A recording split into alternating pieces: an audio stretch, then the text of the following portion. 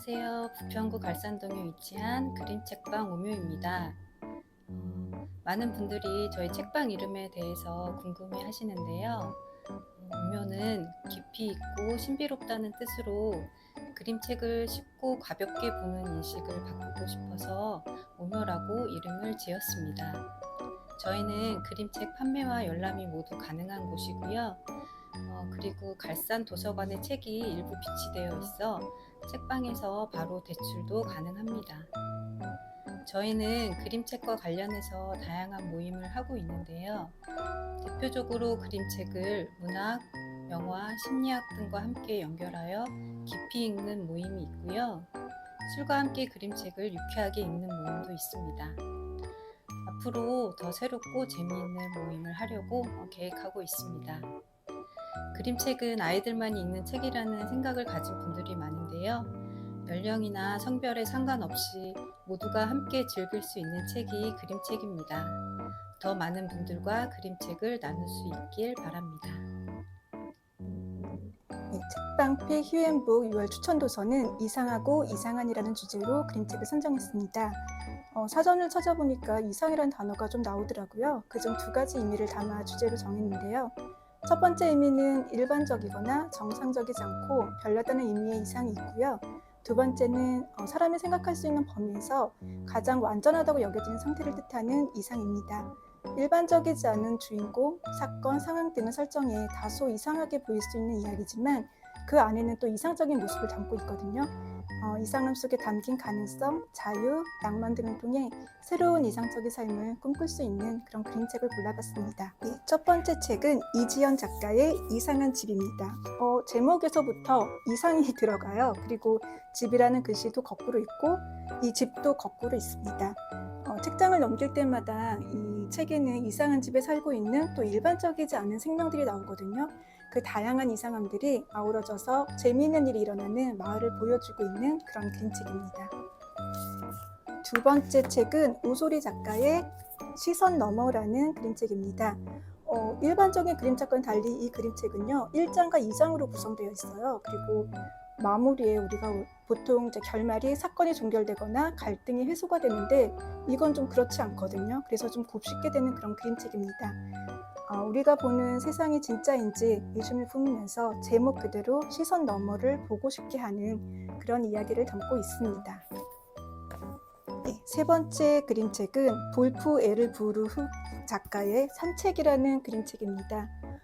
이 글에는 아이와 아빠가 나오는데요. 아빠는 밤에 너무 자고 싶은데 아이가 계속 산책을 나가자 그래요. 그래서 아빠가 밤에는 모두가 다 잠을 자고 아무 일도 일어나지 않아 라고 얘기를 하면서 아이한테 막 잠을 자야 한다고 얘기를 합니다.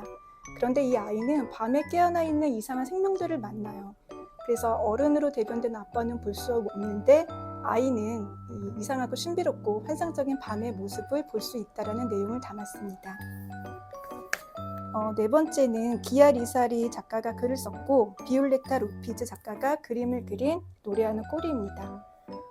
이 주인공 꼬리에 어느 날 엉덩이에 꼬리가 생겼는데요. 이 꼬리가 노래를 해요. 근데 이 꼬리를 어떻게든 없애려고 주인공도 가족도 마을 사람들도 다 시도를 하지만 뜻대로 되지 않습니다.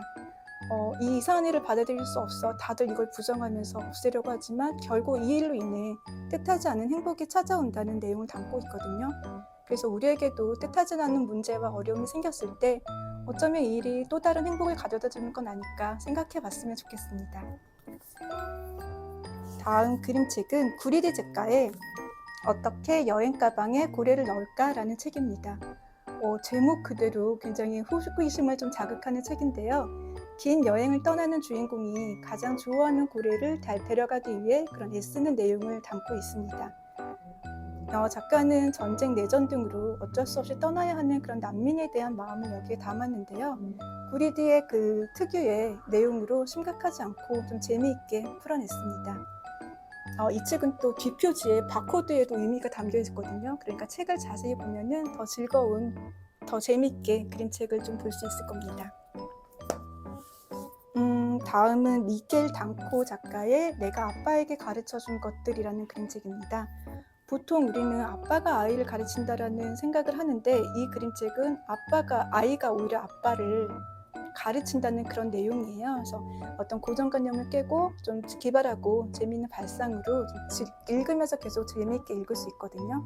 그래서 이 아이는 자기가 말썽 일으키는 것도, 아빠를 피곤하게 하는 것도, 아빠를 화나게 하는 것도 다 계획에 있는 거예요. 그래서 혹시라도 아이를 키우면서 힘든 분들이 계시다면은 내가 이해하기 힘든 아이의 행동이 나를 성장하게 하고 이상적인 삶을 살게 해준다고 생각하면 어떨까 싶습니다. 다음 책은 유리 아이라는 그림책입니다. 제목처럼 이 주인공은 아름답게 반짝이는 투명한 몸을 갖고 있습니다. 문제는 유리 아이의 생각과 감정이 그대로 보인다는 건데요. 사람들은 아이의 아름다움에 감탄하면서 또 부정적인 생각을 하는 아이를 못마땅하게 생각합니다.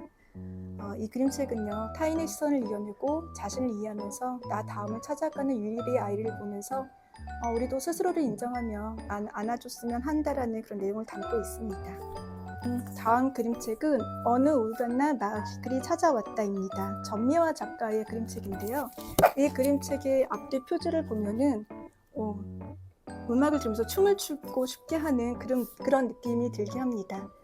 이 그림책은 우울한 일을 위로하거나 조언하지 않고 그저 신나게 함께 춤을 추도록 하는데요. 그러면서 우울과 스트레스에서 벗어날 수 있게 합니다. 이 뜬금없고 유쾌한 위로는 꼬리에 물고 계속 이어집니다. 이 다음 그림책은 퀸티 블레이크 작가의 필킨스의 사막여행이라는 그림책입니다. 여기 주인공은요, 90번째 생일을 맞이해서 이제 소년의 집에서 생일 파티를 하기 위해서 사막을 건너는 그런 내용을 담고 있어요. 근데 이 사막에는 굉장히 무시무시한 괴물들이 살고 있다고 합니다. 필킨스 씨는 지금 보시면 표지를 보시면은요, 허리는 굽고 다리는 낭상하고 시력도 좋지 않거든요. 과연 이 필킨스 씨가 무시무시한 괴물이 많다라는 사막을 잘 건널 수 있을지 한번 확인하시면 좋을 것 같습니다. 우리가 필킨스 씨를 따라가다 보면요, 우리 앞에 닥친 문제에 너무 겁먹지 않아도 된다는 걸 알 수 있습니다. 그 문제를 잘 해결한다면 오히려 도움이 될 수 있습니다. 이 마지막 그림책은요, 제목부터 굉장히 독특해요. 떨어지는 빗방울의 끔찍한 결말입니다. 작가는 마드리엥 파르랑주입니다. 이 그림책은요, 판형이 좀 세로로 길어요. 이 판형이 세로로 긴 판형은요, 빗방울이 떨어지는 모습을 시각적으로 잘 표현해주고 있습니다. 평화로운 하루 끝에 예기치 못한 소동이 일어나는데요. 빗방울이 나무 꼭대기에서 아래로 떨어진 데 걸리는 시간 동안의 이야기를 담았습니다. 짧은 순간에 일어나는 미세한 움직임을 포착해서 보여주는 작품이기 때문에 그림을 더 집중해서 보게 됩니다. 각각의 상황들이 만들어내는 이야기를 따라가다 보면 우리의 삶을 더 다채롭게 이해하고 바라볼 수 있습니다. 이렇게 저희 오묘에서 10권의 그림책을 소개해드렸는데요. 그림책은 글과 그림이 상호구현하면서 이야기를 만들고 있습니다. 그렇기 때문에 글만 읽지 말고 그림도 함께 읽는다면 그림책을 더 재미있고 깊이 있게 읽을 수 있습니다. 저희가 추천한 그 그림책과 함께 이상하고 이상한 자신을 꿈꿔보면 좋겠습니다. 그림책방 오묘를 시작한 지 5년이 되어 갑니다. 코로나로 힘든 시기도 있었고 상가 주인과의 계약 문제로 어려움을 겪기도 했는데요. 그래도 감사하게 지금까지 책방을 이어가고 있습니다. 여전히 어설프고 힘들지만 결과보다는 과정이 중요하다며 저희 스스로 위안을 삼고 있고요. 그 과정 속에서 이제 저희가 얼마 전에 그림책 에세이, 그림책 시선을 출간했습니다. 이 책은 저희 두 명이 이제 각자의 취향에 따라서 읽은 그림책에 관한 에세이인데요. 있는 그대로의 나를 인정하고 받아들이는 연습, 현실에 매여 있지만 자유와 낭만을 꿈꾸는 마음, 혼자가 아닌 함께하는 삶에 대한 기대 등을 담았습니다. 책방을 계속하는 동안은 계속해서 다양한 시도를 해보려고 하는데요. 그 시도들이 우리만의 재미로 끝나는 것이 아니라 다른 사람들에게도 닿았으면 좋겠습니다. 그림책을 매개로 서로 만날 수 있기를 바라고요. 언제든 편하게 오세요. 감사합니다.